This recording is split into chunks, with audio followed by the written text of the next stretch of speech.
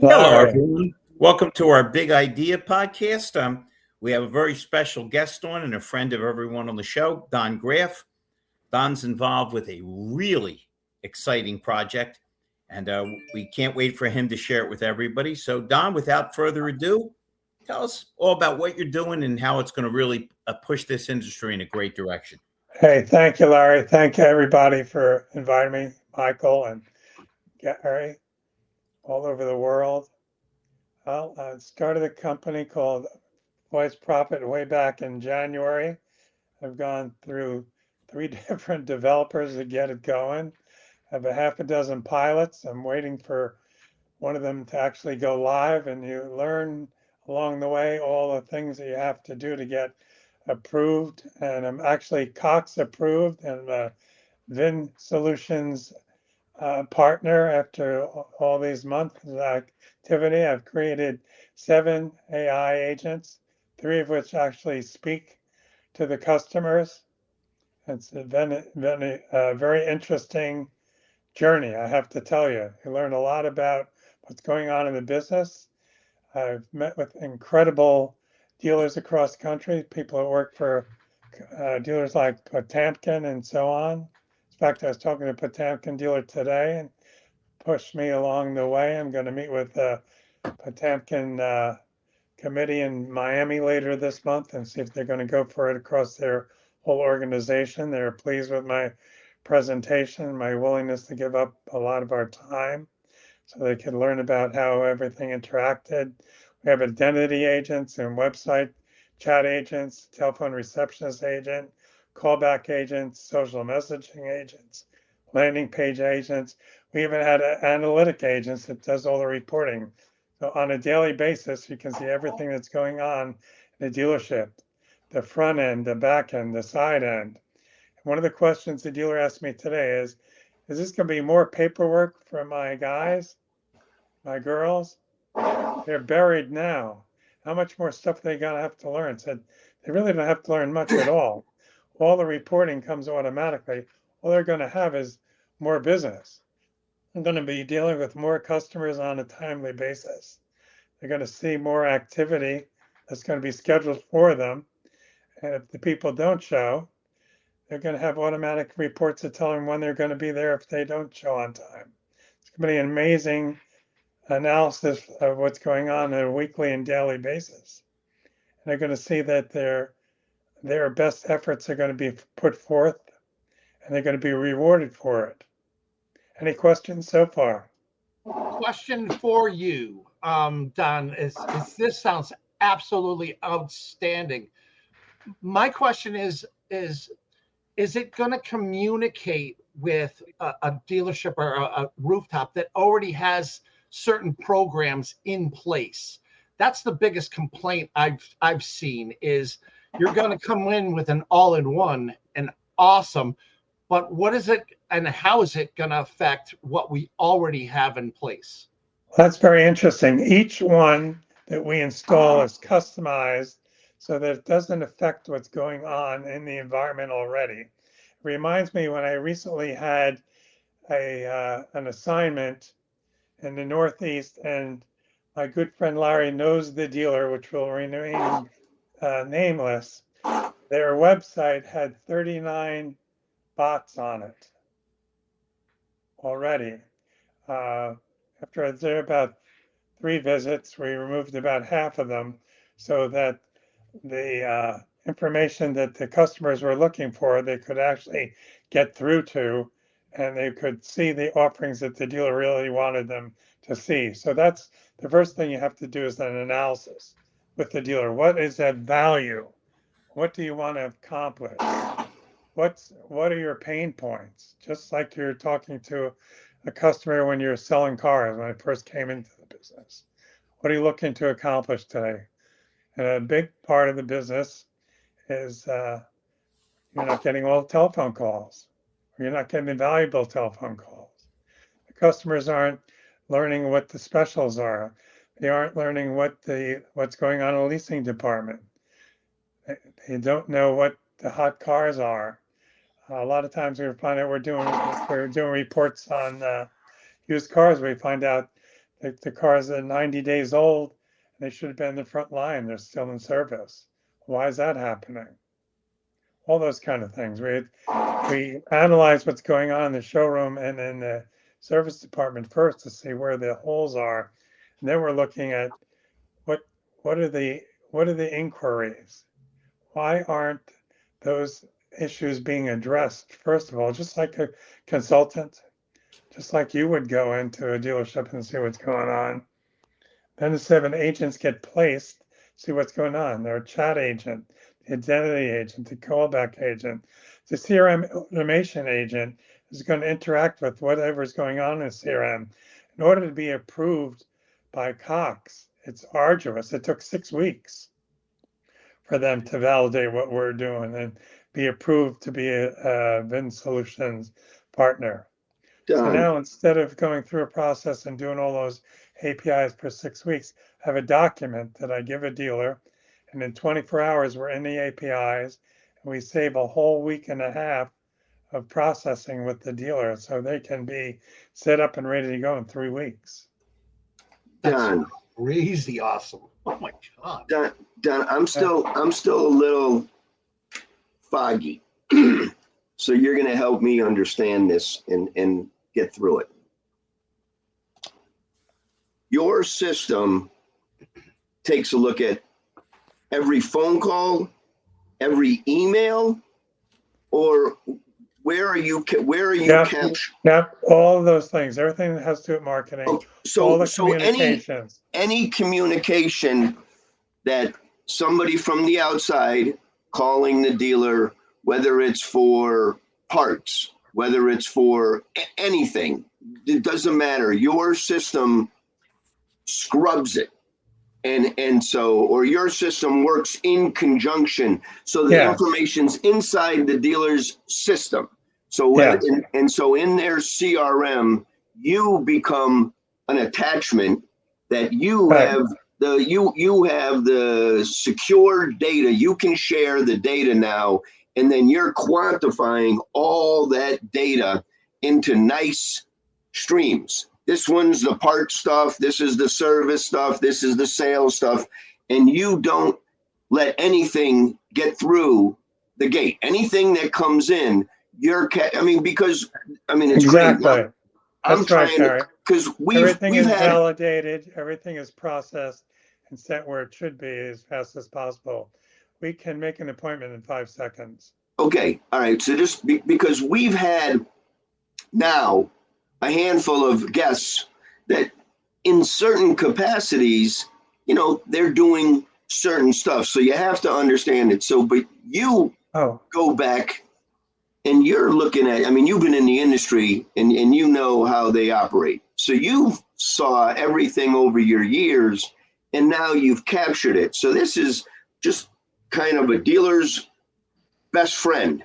They're going to put all of this noise and all of this chaos into nice buckets that their people can now work out of those buckets, which turn into leads and deals and business. Well, that's a good way to put it. Exactly. So they're each like in a bucket. They're flowed. Everything would be categorized. Anything that's not fully, how would you say? If every touch point has to be an end. Any touch point comes in, somebody at the end has to sign off on it. It has to go through some of the system to make sure that there's follow-up and that they're doing it. So it's an end-to-end solution where it's Big Brother in your back. We make sure all the information is accurate. It's one of the things. That's awesome. And one of the things I found out, I didn't mean to interrupt here, but about 10, maybe 12 years ago, I did a Mercedes project for a BDC. And the reason Mercedes did this with all their dealers is they did surveys. And believe it or not, Mercedes was answering the BDC lead in not 20 minutes, not 30 minutes, not an hour, not 2 hours. Across the country, the average was 4 hours. Now, while you think that's crazy, 12 years ago, Mercedes was selling every car they could get. as fast as they could get them. But Mercedes-Benz believed that that was going to change. And God, they were right. It did change. And now, if you don't answer a lead in 5 minutes or 10 minutes, it's like I would tell my guys when they didn't get on the phone in 10 minutes, just tell a customer next, because that's what you're telling them. They're going to the next store because you didn't answer that call fast enough to get their information. Right, right, right. You Whoever weren't- answers the And you phone to weren't give, nice, right? And you weren't nice enough on the phone to them. it's unbelievable. And now today just so happens is that they're struggling and BMW is crushing them. Right. So all And the Audi's years hurting too for some reason. I don't understand why. Nice product line. They're struggling. I They'll mean come back. it's They'll come back. you look at different demographics and you would think that some of the people that were making the extra money were still buying their nice Lexus and Infinities and Audis, and that's drying up. It's drying up in a lot of different places, and the affordability when it's like $5,000 down and you're still on $1,000. Oh yeah. So I had recently I broke my shoulder last year and I had physical therapy and had a therapist that was coming to my house. She was paying $1,000 a month for a Honda, and she had to put 5,000 down. It's a true story. So she was going to go to the Mercedes dealer that I knew because I'm in Bonita Springs. They have a beautiful Mercedes store 5 miles away, and she already had saved 10,000. She figured she could put 10,000 down and pay $1,000 a month and get at least a smaller Mercedes SUV and write it off for business. You know what? She's not far off. Not far off. Crazy. Crazy. I mean, Larry and I were talking about this once when I was in one of his training sessions. That's just crazy what the rates are. And now you're financing a car for 7 years. And And you on have an to added note, Don, just because it's a small world, I just got a service advisor for Mercedes-Benz of Bonita Springs. Did you really? Yeah, I sure did. Yep. Small Good for world. you. Steak Good dinner for for you. you, Don. Wow. Coming down. So They do a great job there. They do a great job. They do. yeah. Hey, Don, do me a favor, because these guys didn't have the chance that I did to sit with you and watch. Tell us some of the results you got. You don't have to say the name of the place where you would set up for it to help answer the calls, and how quick it was and how efficient it was. Wow. Well, you're answering when you're doing these test sessions. It's just this service booking. We can set up an appointment in 5 minutes. I show you this. This is the BMW set that we set up, and we have Rachel here. Rachel, if you call Rachel, she can make an appointment in 5 minutes. All she needs is your cell phone number or your email address. And I found this out by looking at I was at the Toyota store in Naples, and I was talking to them, and I was just had some time, so I looked at the website for their Lincoln store, and the Lincoln store is asking their customer for 17 digits of the VIN number to make an appointment. Now, the average age of a retired person in Naples is like 65 to 80 years old. They're not going to be looking for that VIN number. And they even told them where you could look for the VIN number. By the windshield, I'm starting to laugh, on the car door or under the trunk if you don't have it in your wallet and you don't pull out the ID card. And then on the right side of the the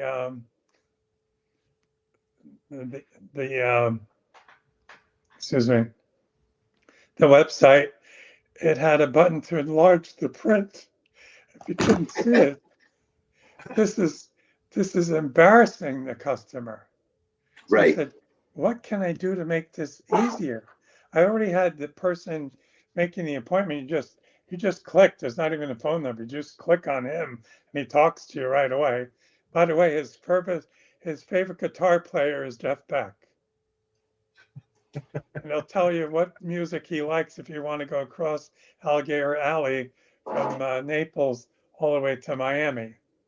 But Rachel will make an appointment in 5 minutes just with that. That's your AI agentic, like that's your AI person or Yes. your Two of them. I have two of them there. Then I said, well, what about when it's in the CRM, when a person's abandoning the CRM? Because I have a customer, I have a client that uses their BDC just for 5 days, and then they give it to a call center, an offshore call center, because they found their AI, they're frustrated with their BDC when they have 5 people in a BDC, and now they have two. Because 5 were too expensive and they weren't doing the job. So the chat bots were giving better results than the people. Well, now this person will call. Now I don't have a person, but she'll, male or female, she can be Sarah. Like I have one customer that named it Sarah Conover. I'll be back. And Sarah will call you till you die. That's very funny. You're coming in. That's funny. And Sarah knows all 800 cars that are on the lot. Yeah. Yeah. Wow. Don, what kind of pushback are you getting from the dealers that you got? I mean, oh, we got an AI. Oh, we got an answer. They still, it doesn't matter. They don't have to have AI. They still have, they can still push a button and do the other stuff. They can fill out the form. They can get their information. Can do both. So about 50%, the public is interested in it. About 70% of people respond to it. 30% don't like it, and they can fill out a form. They can chat. We don't say no. We're just trying to be more innovative. The reason I started doing this, we were talking to Larry one day about our mutual friend, and I found when I'm doing BDC work and consulting that where people used to be shopping, you go on a website, the same website 3 or 4 times, and it'd be a month or 2 months. Now they're visiting the same website 5 or 6 times, and it's 3 or 4 months. So now it's costing that dealer twice as much to advertise to that customer, and they're going back and they're not finding that car because that car has been sold out from under them. Then it's, unless it's an old used car that's been hanging around, they're waiting for the car to go on sale. So now I gotta ask you, Don, because I'm all into this. What doesn't your system do? In other words, when you go and you say, you know what, our system doesn't have that, hold on to that. Well, I don't know, because we even, let me go down the bottom over here. I have some notes here. We even have landing pages and analytics. So I can, besides the landing pages that we can create that are customized for the dealer, however you want it, we have conversion and source tracking. So we don't sell any of this. We communicate with your Google. We communicate with all your communication. We know all the channels that are working. We can even run customized campaigns. And this is just is free. This is what you're already doing. So we can do it by brand. You want to, if you're a Toyota dealer, you want to go after the Chevy guy next door, the the Honda guy, we can do that. We can do it by model. We can do it by zip code. We can generate leads any way you want. We can go after few people that haven't been in a year. We can target everybody in your CRM that hasn't been in for 30,000 mile service. We can go after gray cars, black cars, 6 cylinders, 4 cylinders. Do you, Don, in there, do you have, like, for the VSC, like, do you have that you're approaching the end of the OEM's initial warranty and that they may be eligible for different coverages? Do you guys get involved in that? We can do all that as well, yes. So I know you that can, you're in that field. yeah, so you can set up that your vehicle you may can be, campaign anything you want. and so that's by mining their data. So how many years do you usually go back when you do, when you start with these dealers? We can go back 5 years as a rule. You can go back on sales They're dead and after service. that. So the first campaigns, you could be going back and pulling 5 years. And then as you start to do more campaigns, you'll see that these people aren't anywhere around, or these people. So they're dead. They're dead. Oh, they're dead. I was trying to help a Lexus dealer, and the problem they had is they had just bought the dealership 2 years before. And their previous dealer did not insist on cell phones. Getting cell phone numbers. Didn't insist on getting cell phone numbers. So they have a whole bunch of garbage data with no whole bunch of. All they had was either home numbers or office numbers. They weren't even consistent on what phone numbers they had. And buy sell sometimes can suck. And then for that to happen, where you thought that you had 5 years of 100 ROs, 10 years. 10 years of data. They think they're getting 10 years of data, and it's corrupted. And it's useless. It's garbage. Like when you try to extract it, it just doesn't have the right fields filled out, and it's useless data. Well, especially in the business you're in, when you're selling after sale and